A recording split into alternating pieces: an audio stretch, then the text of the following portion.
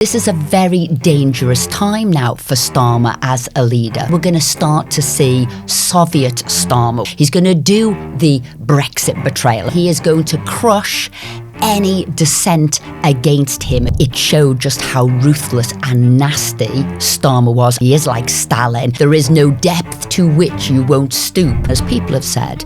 And think about this, because this is really stomach churning. Esther McVey, our very own Westminster whisperer. Tell me about this week in politics. Well, Starmer is very smug and self-satisfied. Starmer has been given a stay of execution. He's seen off his rivals, though he knows he's only got a finite amount of time left. He knows that those sort of challengers will be back, which has sort of made him slightly relieved too. But what I will say is this is a very dangerous time now for Starmer as a leader, because, you know, he can do whatever he wants. He's got a finite time. So I will say we're going to start to see Soviet Starmer, which you've already seen. He's going to do the Brexit betrayal, and that is so undemocratic because that's turning over 15 million people's vote. You've seen price controls that he's introduced. You're seeing renationalisation, and you're also seeing the fact he'd rather buy oil from Russia than he would see us drilling in the North Sea. And the other thing you've seen, he is going to crush any dissent against him. If he doesn't like what you say, if he doesn't like what you believe in, if you challenge him in any way, he will crush that, because you saw that with the Unite the Kingdom march. He used the full force of the law against them. He was calling them like a hate march. He was calling them far right. They were using face recognition technology. So this is what you're going to see, and I will call it maximum Starmerism. I was watching PMQs yesterday and I saw that relief in Starmer. He was quite in a jovial spirit. Of course, his beloved Arsenal had just won their first Premier League title in 22 years. But that relief was really obvious. Yeah, it was palpable. And I'll tell you what it seemed like, because it was a very strange feeling in the House of Commons. And I can only really compare it with the Christmas truce in World War I, where, you know, German soldiers and English soldiers played football, and that's sort of what's happened. His foot soldiers have stood down, his rivals' foot soldiers have stood down, but it is only a truce for a certain period of time. The battle will commence again, but he is ruthless, is Starmer, and you mustn't forget that. And he was cracking jokes. He said inadvertently that the UK had struck a trade deal with North Korea. He meant South Korea. But it wasn't... Yeah, well, that's his Russian Soviet Stalin coming in, isn't it? Coming through. You know, Starmer, Soviet Starmer. But it wasn't a laughing matter for Carl Turner, who now sits as an independent MP. And he told Starmer, he told the Commons, I received hostile briefings and smears about my mental health from the lads in number 10 Downing Street. The chief whip's shaking his head, but we know about this. The Prime Minister knows that my nephew Matty took his own life as a result of work-related stress as a young criminal lawyer. Right, now this was at the end of PMQs, and this was a very strange question, a very bold question on 2 points. One, it showed just how ruthless and nasty Starmer was, and he pointed out, look what you are doing here. You know, like I said, he is like Stalin, you know, where he'd airbrush people out of history and get rid of them. He said, you know, there is no depth to which you won't stoop to try and get rid of people, because obviously Carl Turner had sort of threatened him. He'd sort of said you shouldn't be getting rid of trial by jury. So he'd been very bold, a former whip, a former very close friend of Starmer. But what Starmer was doing was so bad, taking away a key point of our justice system, that he stood up to speak. So there's that side of it, that ruthless, nasty side. But equally, nobody would ever dare to say that to a prime minister if they thought they were staying in office. So that was also saying to Starmer, bye. The fact that I would stand up and say that says you're on your way out. You are a weakened individual. And we know that this row rumbled on afterwards because Turner put up a tweet with a screenshot from Chief Whip Jonathan Reynolds, where he said to never contact him privately again, which I think shows what you might call this ruthless bullying, which is also something that Rosie Duffield, who also now sits as an MP, told me yesterday, and how she felt she'd been hounded out. Yeah, there's two things there. The Chief Whip actually on the floor of the House said, oh, that was a disgrace what you did. So they had a bit of a to-do on the floor of the House. But equally, for a Chief Whip to do that shows really how out of his depth even Jonathan Reynolds is. That isn't something a Chief Whip would do. You should keep it close, keep it tight, and always say it to the person. And yes, this removal of people that Starmer doesn't like, we've seen it, whether it's his Chief of Staff, whether it's MPs, whether it's advisors. And you are right, he absolutely hounded Rosie Duffield out of the party because she dared to say that a women can't have a penis, that there is a biological sex, it's women, it's men, and they didn't. And at the time, Starmer was like, couldn't say what a woman was, and he hounded her out of the party. And it's funny that everyone but Starmer leaves. So I think it's fair to say that he betrays everyone. Yes, he betrays everyone, and that is also the public. He promised so many things in his manifesto that he didn't deliver. And remember, he also was never going to betray Brexit, which is now what he's doing.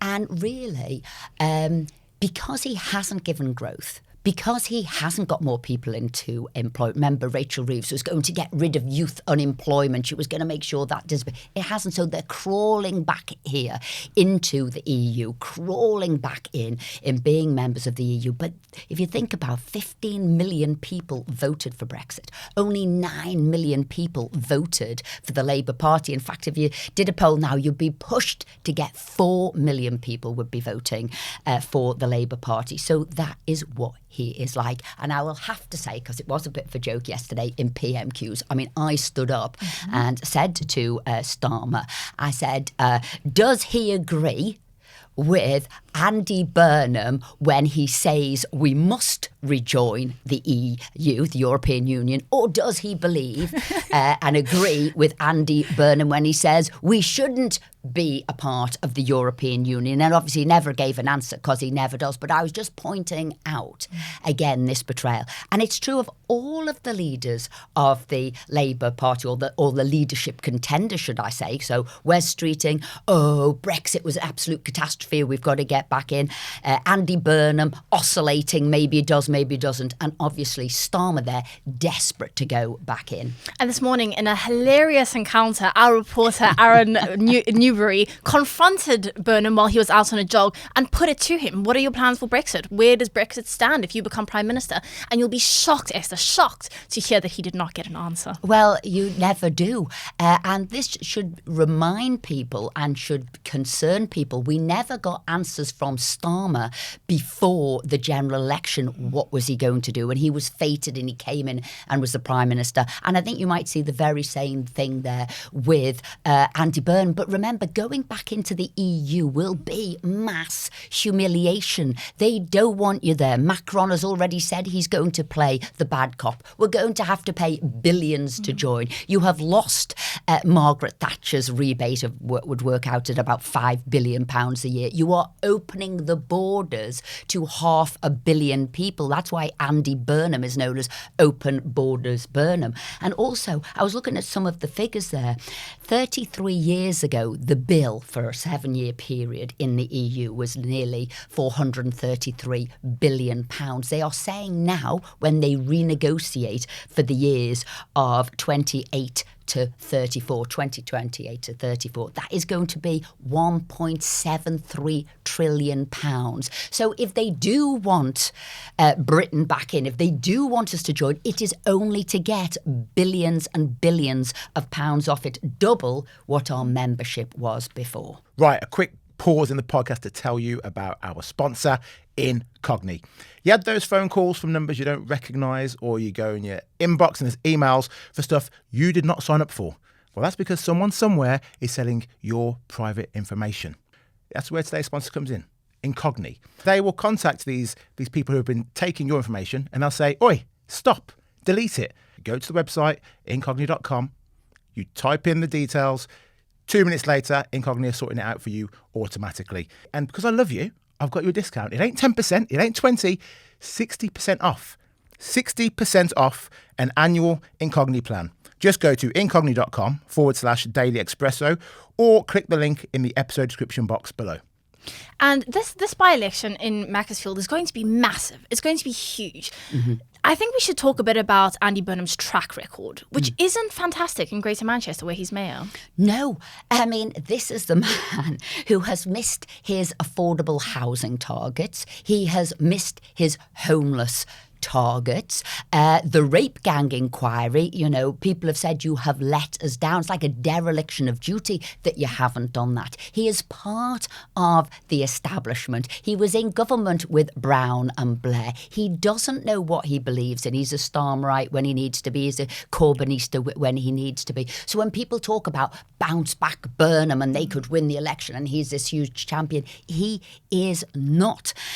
He will absolutely fall flat because he doesn't believe in anything or anyone but himself. And who does that remind you of? Starmer. He is Starmer 2.0. And I'm not sure that we know that he knows what a woman is either. No, which he is doesn't. echoes of Starmer as well. So this is the king of woke. He says what he needs to say. And again, that is Starmer. Again, oh, yes, of course, there's, you can choose what you want to be. No, you can't. Biological sex, it is scientific. There is a man, there is a woman. And again, he never had the courage to do that. Take the knee, Burnham as well. Again, just like Starmer. If there's a passing sort of phase, if there's a bandwagon to jump on, he is on it quick as a flash. And I think let's talk about... We'll call him Bandwagon Burnham, shall we? Bandwagon Burnham. I like that. Sticking with the alliterations, Rachel Reeves. She was heckled this week, but I think they think that rejoining the EU will be great for the economy. Well, look, she's bust the economy. She's been an embarrassment for the economy. There she was thinking she would do a positive announcement at a Leeds service station about not putting up duty on fuel. And we'll call him a white van driver. Drive past, said, we want you out, Reeves. We want Starmer out. We want Labour out. I think he said we want Nigel Farage in. And then he said, are you going to arrest me because I've got a flag, I think it was a St. George's flag on the back of his van. And that is what people think of this Labour Party. Reeves thought, because she gets a pummeling in Parliament, right, she thought, I'll go out and speak to the people, something she probably never does. And then she wasn't. She was absolutely ambushed by people saying, you're just not up to the job. And don't think you can destroy the British economy and then crawl back into the EU as if that is going to help you. No, it is not. Unemployment up 200,000, youth unemployment going through the roof, and everything they said they would do about the cost of living. We will bring costs down. We will bring food bills down, inflation down. They've had a little bit of good news on the inflation. It has come down a little bit, but it's set to surge in the next couple of months to 6%.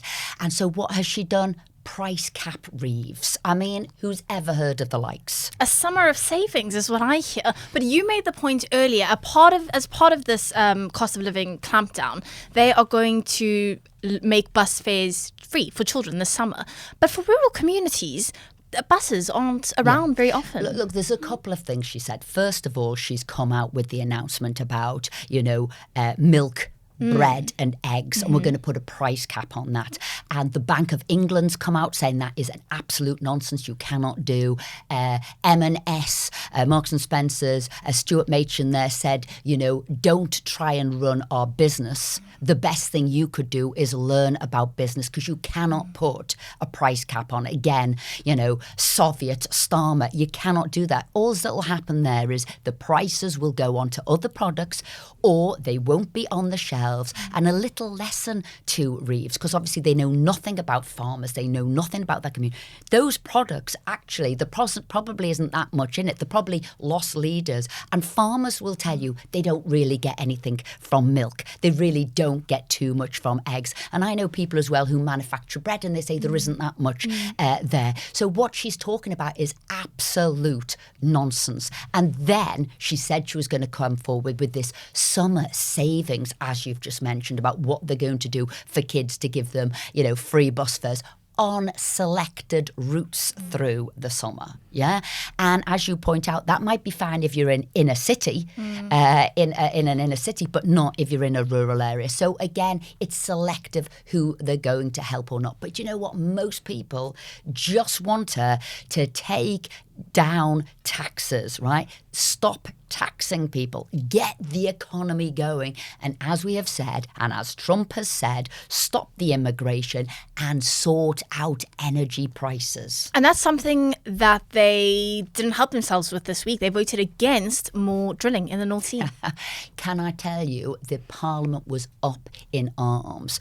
And if you think about it, Kemi did a very good PMQs as she talked about the positioning of stopping drilling in the North Sea and yet taking more oil from Russia. And that went down like a lead balloon. And he tried to say, oh, no, that isn't quite the way. And what we're doing is this. We're going to ease it temporarily so we can push up the sanctions. That was sort of his justification. No, what he's done is say, we can't do it in Aberdeen.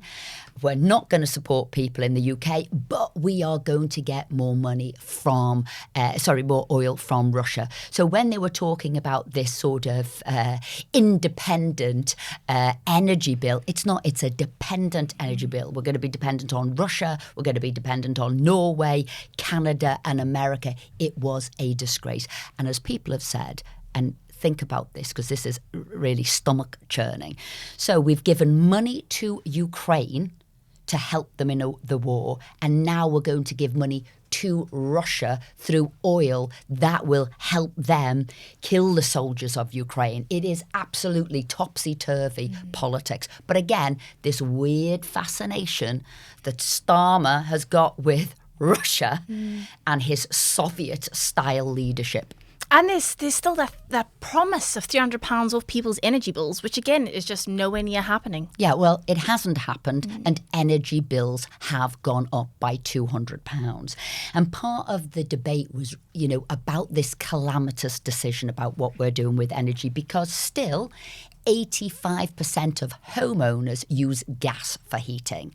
90% of vehicles are run on fossil fuels. So Ed Miliband's idea is pie in the sky. He is talking absolute nonsense. He never gives anybody a straight answer. He's following his almost religious-like path on what he wants to do with net zero. No, what Ed Miliband is doing is making us a poorer and weaker country. And then some people will say, and it's not just conspiracy theorists now, they say, why is it you're making us poorer and weaker? Yeah, is that so that we have to go back into the EU? So they're making us poorer and weaker as an economy. They're making us poorer and weaker through our energy. What is that about? That means other people are going to take control of us. And that's what we don't want. And that's why, again, you talked about the Makerfield by-election. That is why that is going to be a momentous by-election. That is going to be, we don't want Labour betraying us on so many things, making us weaker and poorer. And it also is a seat that voted 65% for Brexit, yeah? And that's where Reform are coming up saying, we are on your side. Labour isn't, and I think that's it now. Are we on your side? Are we not? They might get a bit of a Burnham bounce, but it will fall flat. Well, we're going to talk a lot more about that by-election in the coming weeks. So do keep coming back every Thursday. But for now, thank you so much, Esther. And thank you so much to you at home. Please do like, share, subscribe, and hit the hype button. We'll be back tomorrow.